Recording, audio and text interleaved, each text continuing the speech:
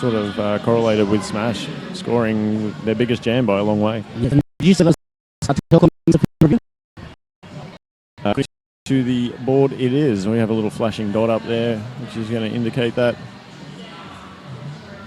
So Smash already used theirs. They used theirs about a minute and a half into the first half, looking for a cut on the jammer and were unsuccessful. Not surprised, really. That's not one that you likely get overturned very regularly as a bench manager, is it? Yeah, but it's worth it. I mean, if you can get a power jam out of an official review, you don't get much better than that. It's not like you can review, you guys missed 40 points. Well, if they did, then you should. Well, you should, but I don't think that's ever going to happen.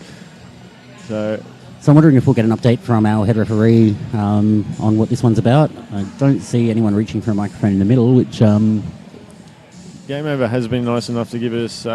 she's giving us information after the little ref huddles come apart and results have been given to team captains. Then she gives it to us. So we will just try and speculate about what it's about until then, and I have absolutely nothing on this one. All right, well, while we've got absolutely nothing on that, let's talk about Smash penalties. Indeed. George W. Douche picked up a couple early there. We saw him going back, I believe. Forgive me if I'm wrong, George, but I believe collected 7 in his last game this morning against Vanguard. He went into half-time with 5 penalties and managed to hang on till about 5 minutes from the end of the game before he fouled out. And Tomahawk picking up a P earlier on as well. So apart from that, we're clean sheet. Tomahawk had a little bit of penalty trouble yesterday, I believe. In one of the games. I think he fouled out of that one. I think that was against Carnage. Yeah, so both teams very low on the penalties at this stage. 10 minutes in, a little over 10 minutes in. Official review still underway, so this one must be a serious one. It's not terribly easily resolved. Could be. It looks like we have a result. He has not won this official review, but we will soon be updated by Game Over. Tips for benchies out there as well. If you do have it overturned, don't keep going. They're not going to change their mind.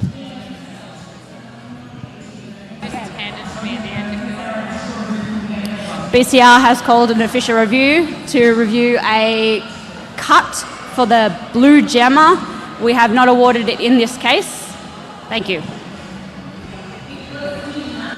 So there we go. The no call will stand. Another missed official review there and looking for the same result, looking for a penalty jam start for the next jam, but unfortunately for them, 7 people on the track that matter on that one did not see it. His Rolliness Jammer Star on head for the Scartel. Also, we have Regan, and I should also correct myself. It's not that they didn't see it, they don't agree, I should say.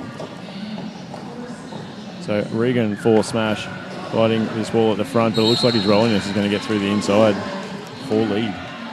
Regan start off immediately. We've got KP with a pivot stripe. We'll be looking for him. In front of the pack for KP, though. Quite a few blockers in between Regan and KP. KP taken to the outside. The unfortunate thing about star passes, of course, when that other jammer comes around, your star pass is no longer your priority. So you have to suffer it a little bit longer and look for a way to finish your trip yourself. Yeah, looking like Regan's playing the 5th blocker at this stage and still trying to offload that star. Gallagher getting it done there on Regan, knocking him out and taking him back a little bit. Now the pass, and KP will get past Gallagher at the front to get it out of the pack and finish the initial.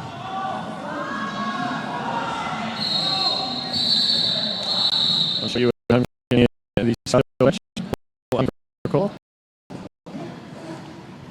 28 points to the Scartel, 12 to the Smash. And 3 more going up there for Scartel.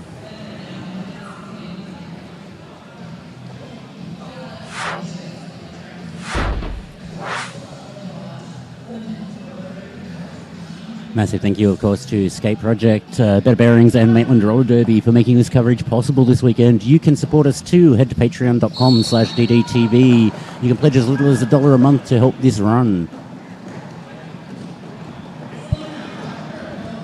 And it all counts. Skate Slinger, star on head for Sydney City Smash. Big carve straight through the inside to pick up lead. His Rolliness, back-to-back jams for the Scartel. That'll be Cutthroat King with star on helmet there coming through. Oh, so it is. And and Slinger knocked down with the call, and he's going to pick up 1 point before that.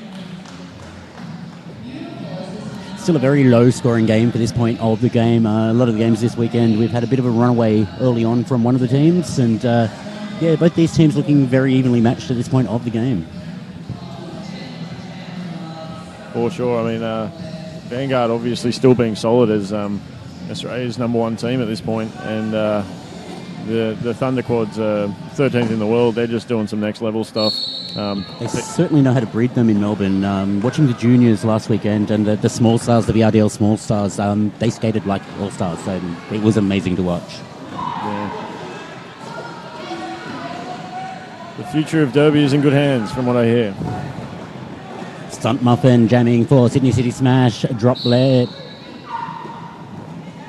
Having some trouble with Bruce Scramble there, but it was dropped there. But unfortunately, an entire wall getting in the way of Bruce Scramble and getting him some separation. So with the type on, and there's not going to be a pass occurring for at least 30 seconds.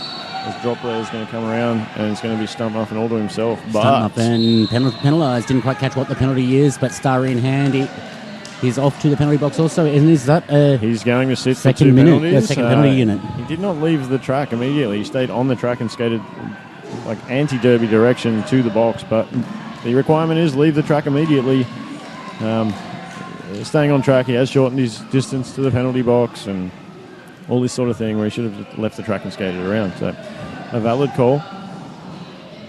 So a 1 minute power jam now for Drop Blair as he hoops through the outside, and I get too loud in my microphone as well and blow your speakers again.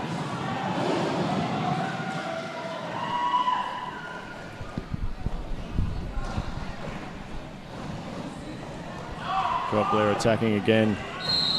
So smash before blockers on, but Stunt Muffin still seated in the box. No initial being completed. Another 3 points will go to the total for the Scartel, and that'll make an 18-0 point jam and a 49-13 lead. Look at that little hop. Nice work just getting past Page there on his last effort.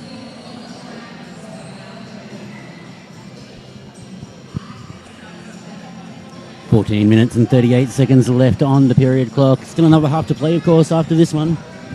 So a power jam start for Hank Pfister. The Stunt Muffin will be coming back from the box after serving 2 penalties. It was so much easier when we could just say minutes.